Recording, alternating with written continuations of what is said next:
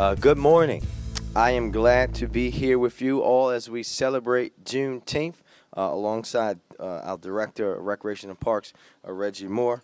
As we all know, today is Juneteenth, the now federal holiday that commemorates the day in 1865 when the news of freedom reached the still enslaved people in Galveston, Texas, almost 2 years after the Emancipation Proclamation. As we go about our day, I encourage us to use this moment to reflect on the unfathomable journey of black people in America and explore ways that we can make true emancipation a reality for all marginalized communities. While we have come a long way since that day, over 150 years ago, we have that much further to go toward equity and equality for black people in this country and across the world. We will continue to do our part here in Baltimore to ensure that our black residents and all of our communities of color have equitable opportunities to thrive each and every day. That is our mission. Now, we will get to the reason we're here today. Our AFRAM announcement. It's no secret that AFRAM is not just one of my favorite festivals. It is my favorite festival that we have here in Baltimore.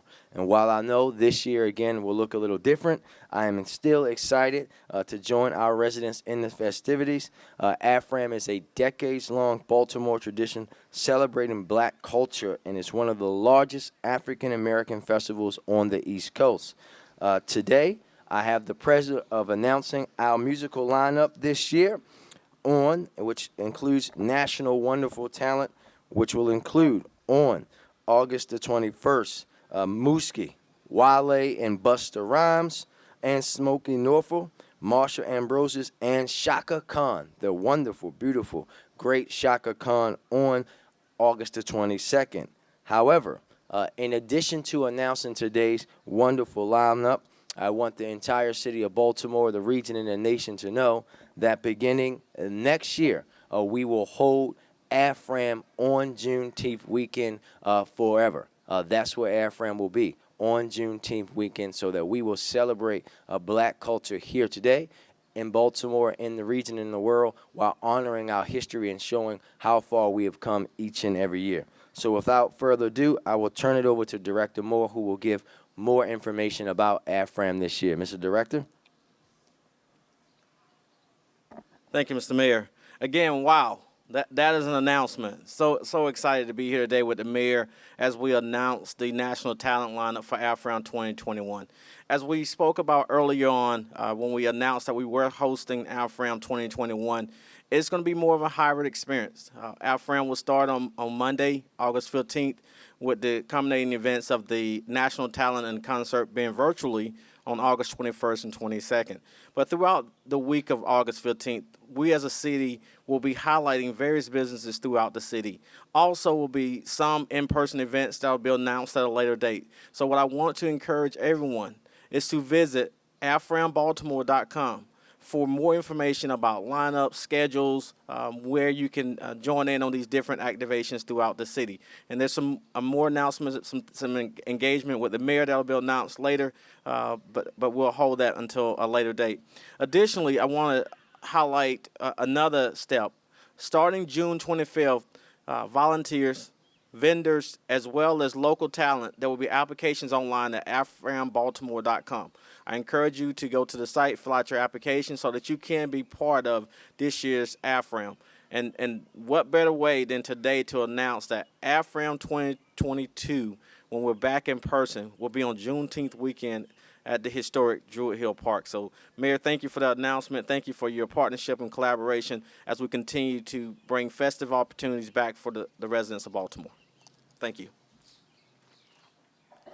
Thank you, Director Moore, and thank you for putting together such a wonderful lineup this year. I know that 90s hip-hop heads like myself can't wait to listen to Busta Rhymes, and I know that folks like my grandmother and would be, if she were here, would love to see Shaka Khan, but we know all the aunties will be very excited about that. And I want to emphasize that AFRAM is not just about our performers, our national performance. It is a platform to lift up local homegrown talent right here from in our community, and we have plenty of it. I also want to thank Director Moore and the entire Rec and Parks team for creating this incredibly experienced even through COVID-19, and we look forward to the festivities to come. And there may be a special festivity event that comes virtually with the mayor doing AFRAM, so we're looking forward to that. And now we'll take any questions.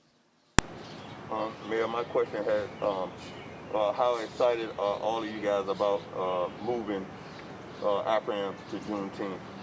With all that we have going on in Baltimore City, the crime is out of control. I was at a protest rally at Simmons Church just last week, and even the Fells Point people came up and they were outraged. So my question to you as mayor now of the city of Baltimore, have you reached out to the governor? Is anyone in the city other than you who, from my comments that I heard from you, I believe yesterday, saying how pissed you was what's going on in Baltimore? I truly feel like we all should be pissed. And what can you do, if not creating a task force or working with BCP to figure this out? Because this can't happen. And if we're going to have AFRAM Fest, there are going to be more incidents. Well, I think that we have to understand, again, when you talk about this, I am pissed off, right? And we have to understand that everyone has to work together. We have to make sure that folks realize this is bigger than BPD. We're going to continue to make sure that they're doing what they can do to deal with violence in the city. This is why it's important for them to bring people to justice. This is why having a homicide clearance rate of almost 52% is important, because that means that they are catching these folks. But it's also about what you talked about. We know that the governor is now sending his folks back to the table with us. I met with our special agent in charge from ATF last week. They're going to be further engaged with us. It's about everybody working together.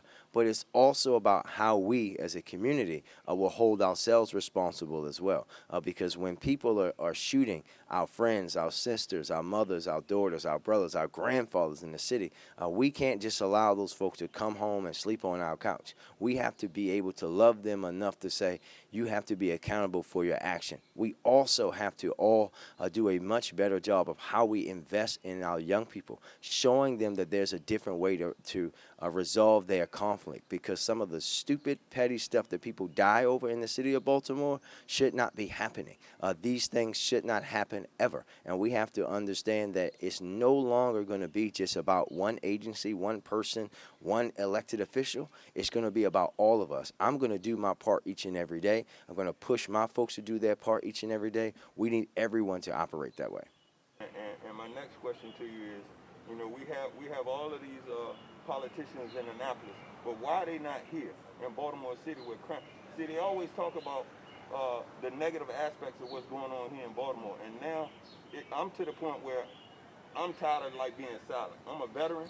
I served. I'm a wounded vet, but it pisses me off to know that they're in Annapolis, and the problems that we are plagued here in Baltimore, and I can say that we, because I've been here 20 years now, that we're plagued here in Baltimore. I have not yet seen one of them walk these streets with you. I have not yet seen them do anything to stop the blight that's going on. The blight is outrageous. Baltimore should not look like a third world country. Trash should not be left on alleys and sideways. And you're the mayor now, can't we give these kids the resources or a job in order? Because when I was that age, back home in Virginia where I'm from, it's each one police one. So if we have parents and adults that won't police these kids, mainly, I feel like the crime is a reflection of the parents. And we need to address not only the parents, but we also need to address the blight that's going on. Because if you see no future in where you're surrounded by, you're not going to do anything. They're going to continue to commit crime.